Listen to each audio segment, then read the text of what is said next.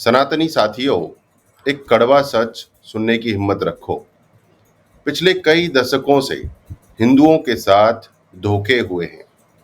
हमारे सनातन धर्म को तोड़ने, मरोड़ने के लिए गहरे षड्यंत्र रचे गए हैं और आज हम इस हाल में हैं कि अपनी संस्कृति को संभालने में भी शर्माते हैं। दुबई हम पर हंस रहा है, कह रहा है कि तुम ना तो तरक्की कर पा रहे हो और अपना कल्चर भी खो रहे हो। क्या हम इसी दिन के लिए पैदा हुए थे? बात करते हैं सेकुलर पट्टा की। मीठी गोली, कड़वा असर। भारत में हमें सेकुलर का पट्टा पहना दिया गया। बचपन से हिंदू, मुस्लिम, सिख, ईसाई भाई भाई की घुट्टी पिलाई गई। पर उस भाई भाई के नाम पर हमें अपने ही घर में अलग अलग जाति में बांट दिया गया। आज हाल यह है, अगर हम अपने धर्म के लिए आवाज उठाते हैं तो हमें कम्युनल बोल दिया जाता है। अरे भाई, अपने पितृ धर्म पर गर्व करना कौन सा गुनाह है? पितृ धर्म पर गर्व नहीं करेंगे हम? 50 साल की तरक्की, पिछले 50 साल में सिर्फ 10% हमने तरक्की की है। जो 100% तरक्की हम कर सकते थे वो हमने सिर्फ 10 की है। पिछले 50 सालों में भारत ने कितनी तरक्की की है? जितनी कर सकते थे उसकी सिर्फ 10%। क्योंकि तरह तरह के बहाने बनाकर हमारे देश को पीछे रखा गया। जनता को फ्री के लड्डुओं की आदत लगाई गई, हरामखोरी की आदत लगाई गई, मेहनत करने के बजाय हरामखोरी की आदत डाल दी गई। ये वैसा है जैसे एक सेहतमंद नौजवान को रोज रोज मुफ्त की दवा दी जाए और उसकी ताकत कम कर दी जाए। दुबई का सच, तरक्की भी हो रही है और उनका धर्म भी मजबूत हो रहा है। दुबई, वहाँ सभी धर्मों के लोग रहते हैं, लेकिन वहाँ का Islamic affairs and charitable activities department IACAD इस्लाम को प्रमोट करता है, इस्लाम का एजुकेशन देता है और ये सब सरकारी लेवल पे होता है। सीधा सीधा होता है कि हम इस्लाम को बढ़ावा दे रहे हैं, हम इस्लाम की जो लेसन्स हैं उनको फैला रहे हैं, इस्लाम को बढ़ावा देता है। एक सरकारी संस्था दुबई में अपने धर्म को आगे बढ़ाने के लिए दिन रात काम करती है। पिछले 1 साल में 3,500 लोगों ने मात्र दुबई में इस्लाम अपनाया है। एक छोटे से शहर में 3,500 लोग जो दूसरे देशों से आए थे, उन्होंने इस्लाम अपना लिया और ये ऑफिशियल रिकॉर्ड है। आप गूगल करके देखेंगे, ऑफिशियल वेबसाइट पे है। और भारत में यहाँ कोई एक संस्था नहीं है जो सनातन को प्रमोट करती हो डायरेक्टली कि भाई सनातनी बनो, हिंदू बनो।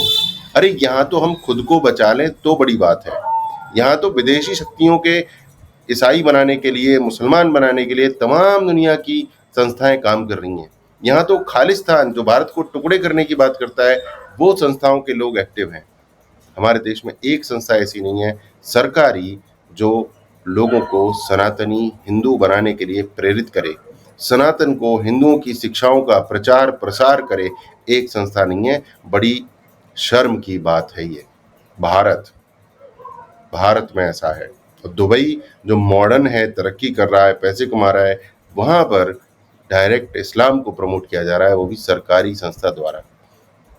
हम लोगों को सेकुलर का पट्टा बनाकर पिल्ला बना दिया गया है और अपने धर्म को छोड़ने और भूलने में हम एक्सपर्ट बनते जा रहे हैं। भारत में क्या हो रहा है?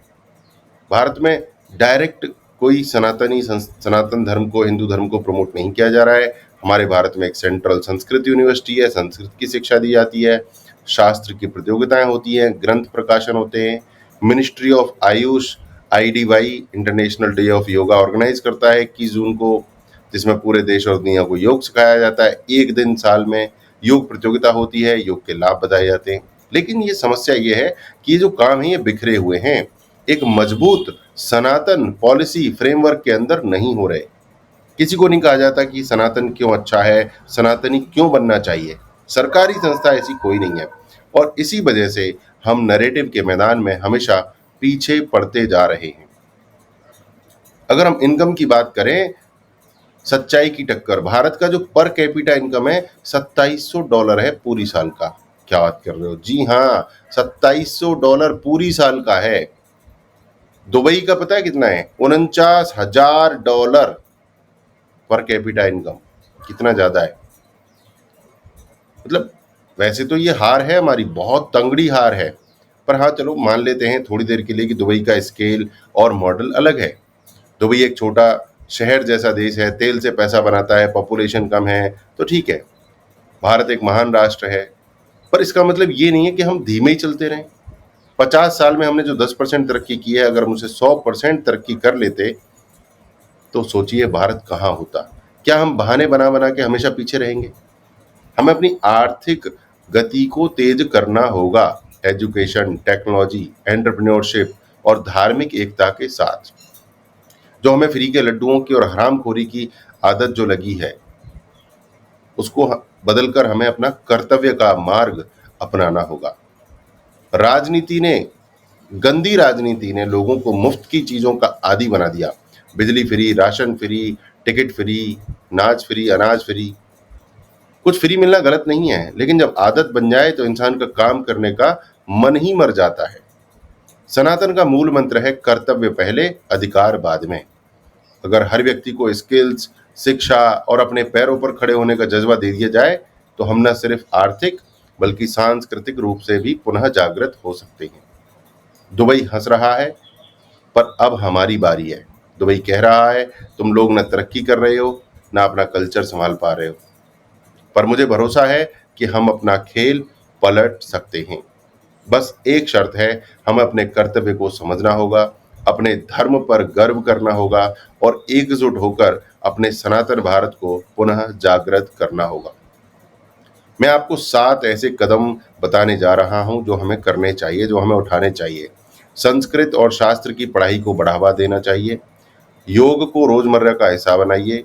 इंटरनेशनल योगा डे में पार्टिसिपेट कीजिए।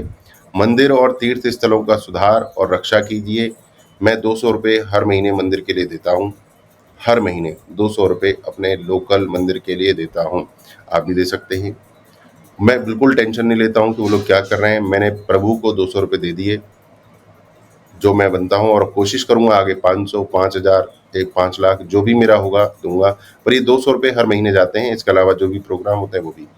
अपने बच्चों को अपनी संस्कृति का ज्ञान दो, स्किल सीखो, हुनर सीखो और अपना व्यापार शुरू करो। मैं आपको पूरी मदद करूंगा, मेरे साथ आइए, मैं सिखाऊंगा। आर्थिक स्वतंत्रता लाइए, पैसे कमाइए, धंधा बनाइए। और राजनीति गंदी है, उसको अच्छा बनाने के लिए आपको खुद राजनीति में, पॉलिसी में जागरूकता के साथ भाग लेना है। अपने बच्चों को भी बोलना है कि राजनीति और सामाजिक संस्थाओं में भाग लीजिए। तो सनातनी साथियों, ये वीडियो एक गुस्सा नहीं था, ये एक एक्शन प्लान है। आज ही इसे अपने 11 मित्रों को भेजें। अपने घर, अपने शहर, अपने समाज में सनातन की आवाज़ उठाइए। अपने बच्चों को गर्व से कहना सिखाइए, मैं सनातनी हूँ, मैं भारतीय हूँ, मैं हिंदू हूँ, मैं सनातन का बच्चा हूँ। जय सनातन, जय श्री राम, वंदे मातरम।